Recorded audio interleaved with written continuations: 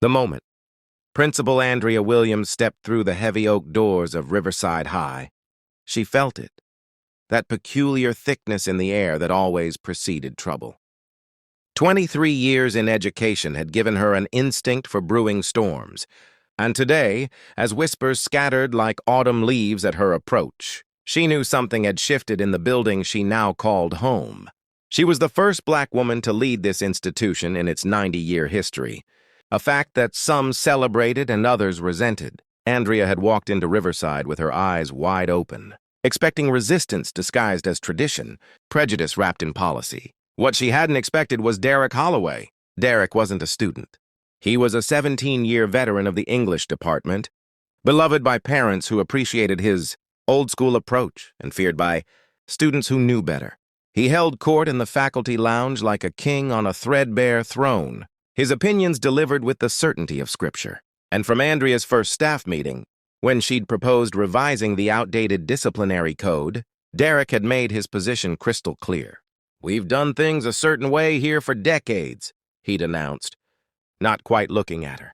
"Some of us believe if it's not broken, don't fix it. Not everything needs to be modernized."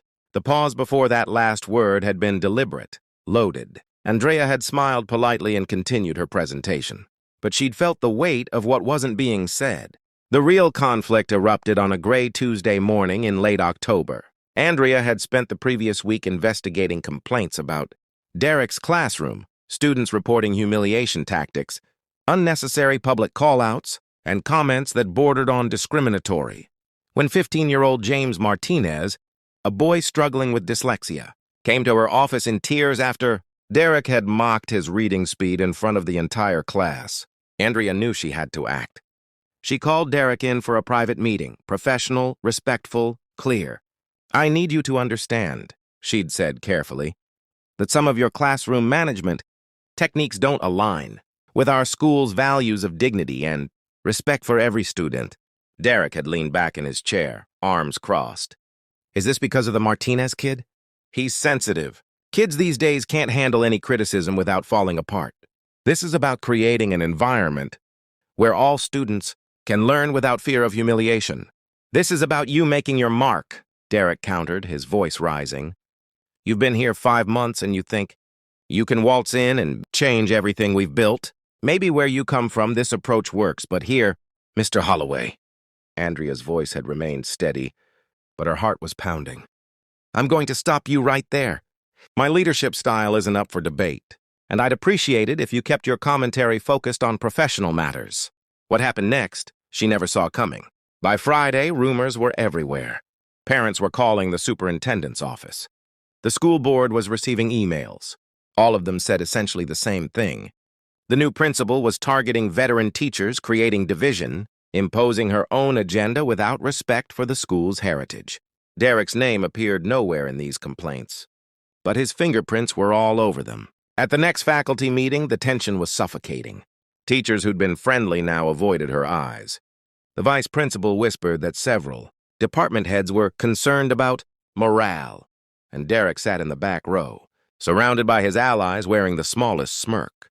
Then came the parent forum, an open meeting where families could voice concerns to administration. Andrea stood at the front of the packed auditorium, fielding increasingly hostile questions that all seemed to circle the same theme.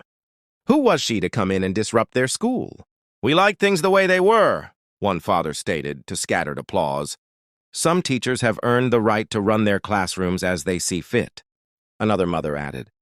Andrea answered each question with grace, explaining her vision, defending her decisions without naming Derek directly. But she could see him in the crowd, nodding along with her critics, validating their concerns with his very presence. She drove home that night wondering if she'd made a mistake taking this job. Maybe she wasn't the right fit. Maybe the resistance was too deep, too entrenched. Maybe she should start looking for positions elsewhere. But then she thought of James Martinez's face. She thought of the other students who'd come to her privately, trusting her with their pain. She thought of why she'd become an educator in the first place. Not to be liked, but to make a difference. The following Monday, Andrea made her move. She didn't fire Derek. She didn't call him out publicly. She didn't fight fire with fire. Instead, she invited him to co-lead a new initiative. The announcement went out in the morning bulletin. Riverside High would be launching a mentorship, program pairing experienced, teachers with newer faculty members to share best practices and build community. Derek Holloway, with his years of experience, would serve as one of the lead mentors, but with a twist. He'd be paired with 3 first-year teachers from diverse backgrounds, and together they'd attend workshops on trauma-informed teaching, culturally responsive pedagogy, and modern classroom management. The faculty lounge went silent when Andrea announced it in person. Derek looked stunned. "You want me to—" "What exactly?" "I want your expertise," Andrea said simply. "You've been here longer than anyone. You know this community, but I also want you to grow. This program isn't about right or wrong. It's about all of us getting better together. You in?" It was a gamble. Instead, something unexpected happened. One of the new teachers, a young woman fresh out of college, spoke up. "I'd be honored to learn from Mr. Holloway. I've heard he's passionate about literature." Another added, "If Mr. Holloway's willing to help us understand the school's culture while we share new perspectives, that could be really valuable." Derek looked around the room. The spotlight he'd cultivated was suddenly illuminating him in a different way. To refuse would mean admitting he wasn't interested in helping new teachers, in contributing positively.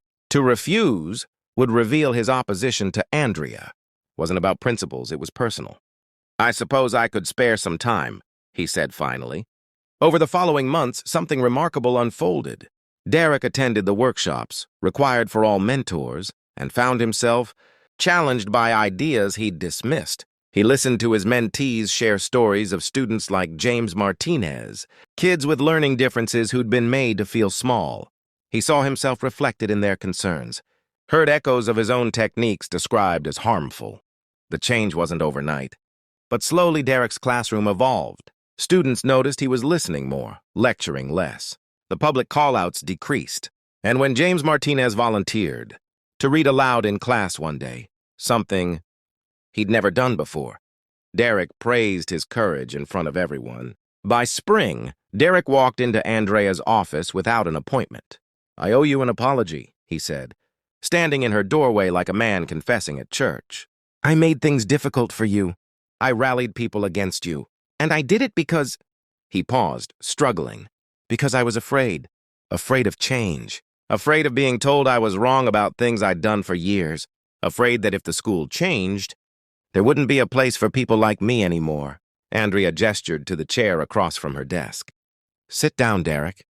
They talked for an hour. Really talked. About fear and tradition, about growth and accountability, about what it meant to serve students rather than our own egos.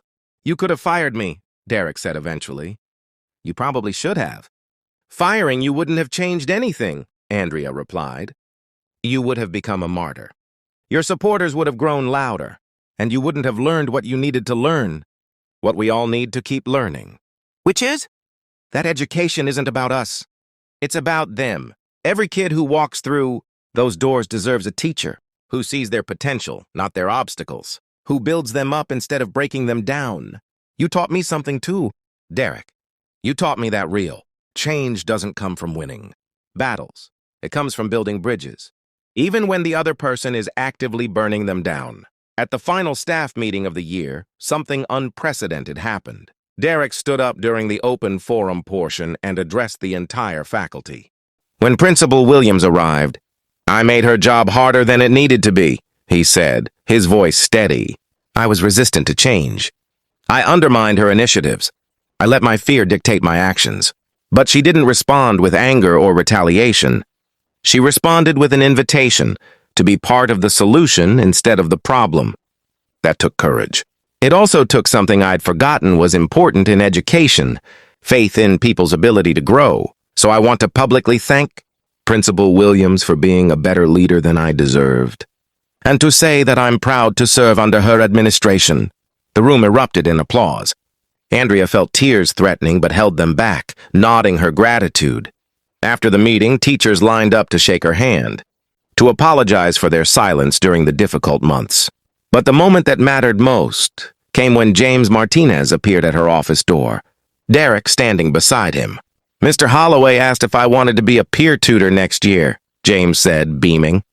He said my perspective on reading challenges could help other students. Andrea looked at Derek, who shrugged with something resembling humility.